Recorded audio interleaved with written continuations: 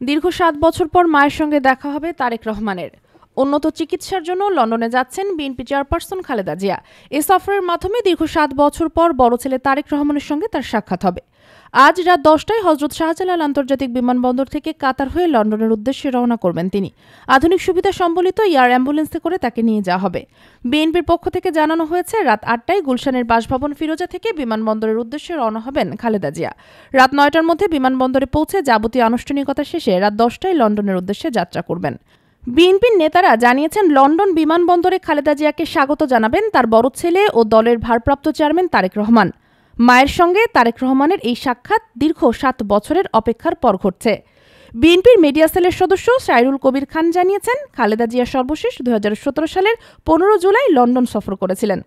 সে সময় তিনি লন্ডনে ঈদ যাপন করতে এবং তার চোখের অপারেশন করতে যান। ডাক্তার AZM জাহিদ হোসেন বলেন, যিনি খালেদা জিয়ার ব্যক্তিগত চিকিৎসক এবং দলের স্থায়ী কমিটির সদস্য, তিনি বলেছেন যে লন্ডন বিমানবন্দরে তারেক রহমান ও তার স্ত্রী এবং লন্ডন বিএনপির নেতারা খালেদা জিয়াকে রিসিভ করবেন। বিমানবন্দর থেকে তাকে সরাসরি লন্ডন ক্লিনিক হাসপাতালে নেওয়া হবে, যেখানে তার চিকিৎসা চলবে। দেশ জগৎ নিউজ ডেস্ক।